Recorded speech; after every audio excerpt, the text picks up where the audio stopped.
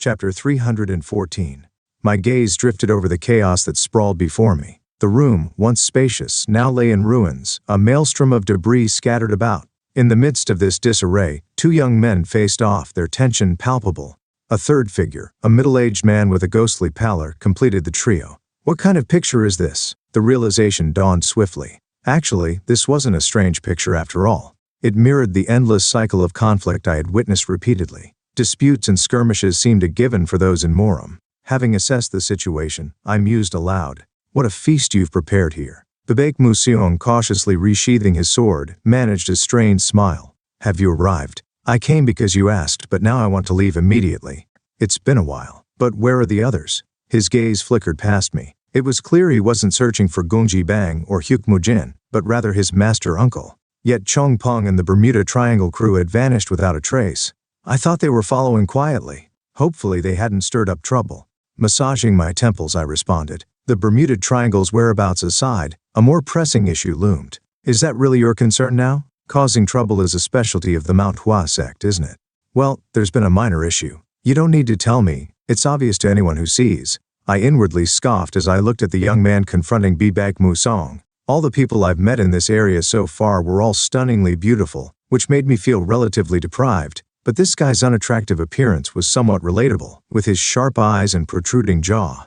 Hello there. You can't spit on a smiling face. The guy responded to my friendly greeting. Get lost. This isn't a place for a lowlife like you. I turned to Murim.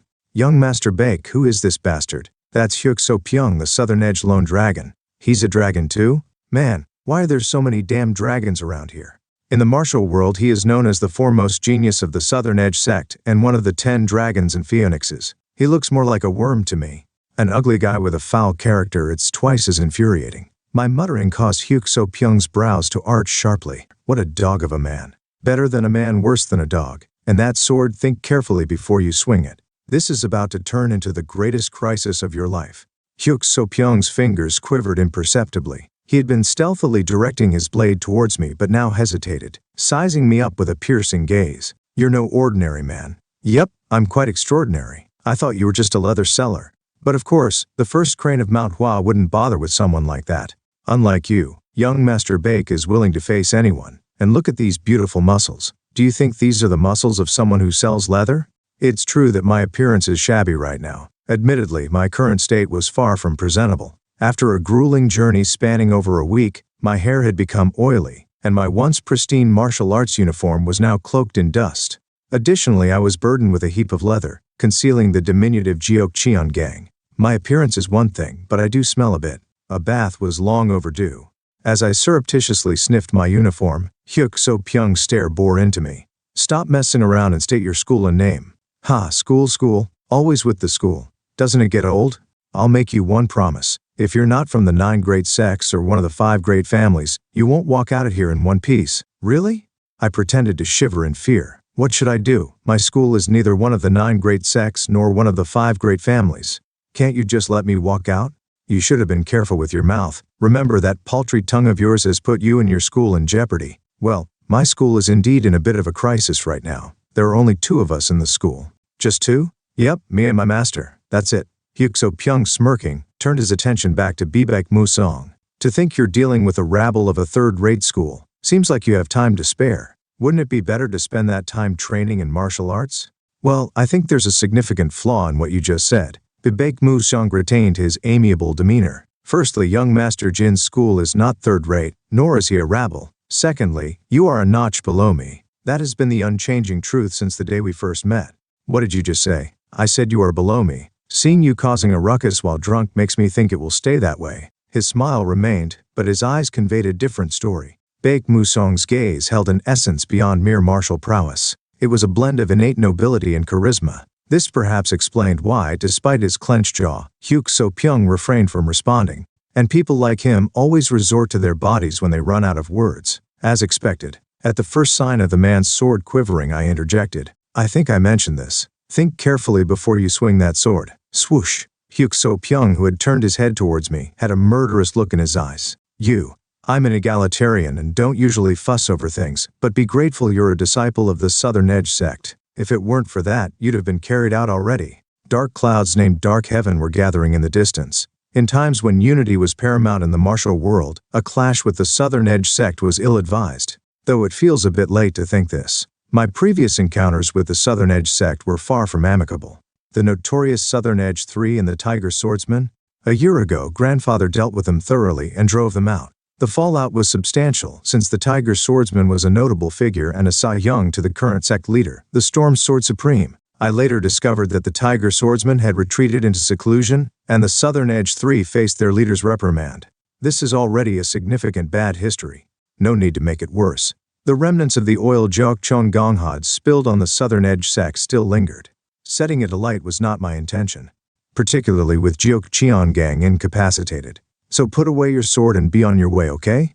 Good, well done. This is how you become an adult. I silently commended myself for managing the situation with such restraint. But Hyuk So Pyong, the Southern Edge lone dragon, saw things differently. His eyes blazed with unyielding defiance as he ground his teeth in silent rage. Let's see if your skills are as big as your mouth. Swoosh! With a swift motion, Hyuk So Pyong's blade sliced through the air, its speed breathtaking. Instantly, a lattice of sword energy ensnared me, reminiscent of the Tiger Swordsman, Song Il's technique from a year prior.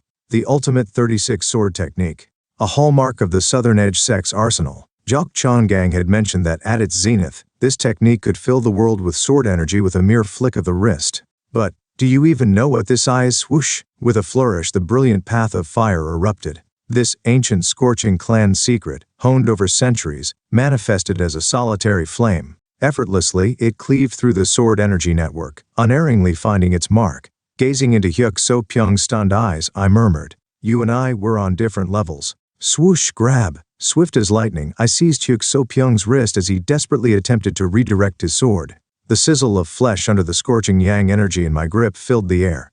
Arr! A scream. The sword clattered from Hyuk So Pyong's loosened grip, hitting the ground. But before it did, my palm had already made its mark on his cheek. Slap. Once more. Slap again. Slap. Without a chance to resist, Hyuk So Pyong staggered from the 3 successive slaps. Even without infusing them with energy, my physical abilities had long surpassed human limits.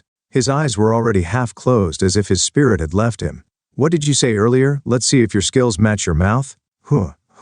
Hey man, your power comes from the Southern Edge sect, but I worked for mine. From now on, think before you act, okay? Tap tap. Hyuk So Pyong's attention sharpened as I lightly tapped his cheek. How could you so easily counter the ultimate 36 sword technique at 7th mastery? You've only mastered up to the 7th mastery? No wonder it seemed a bit weak. Try attacking me again after reaching at least 9th mastery. Though, I've already faced it, so the outcome will likely be the same. You've faced the ultimate 36 sword technique at its 9th mastery? Yes, I've even managed to dodge it.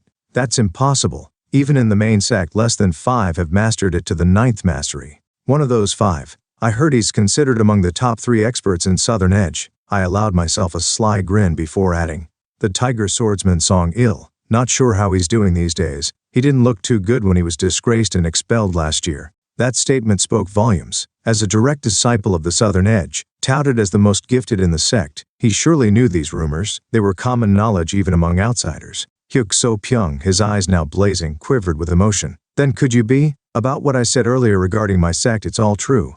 We're neither part of the 9 great sects nor are we a big sect. Just me and my master. Our sect's rules are quite stringent, transmitted from 1 to 1, not to outsiders. It's ridiculously complicated. The Scorching Clan. Sect. There are only 2 of us. Note, a clan is typically based on family or blood relations. It often refers to a large extended family, or a group of families that share a common ancestry. A sect, however, usually refers to an organization or a group of practitioners who follow a specific martial arts style or philosophy. The Sleeping Dragon of Shaanxi, you're Jin Taekyung. Jin Taekyung. That's right, I exclaimed, gripping his collar, and Hyuk So Pyong's complexion drained of color. Observing his reaction, I couldn't help but chuckle, and then loosened my hold on his garment. You know about my master's temper, right? Let's end this without hard feelings. What's that saying?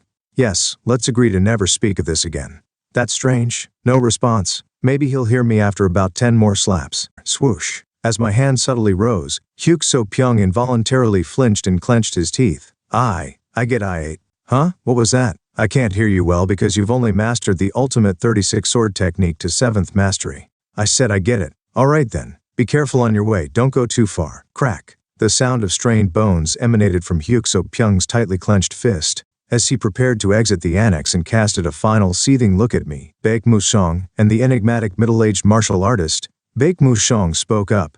I am reminded of a young boy I met 10 years ago at the Hwajong branch.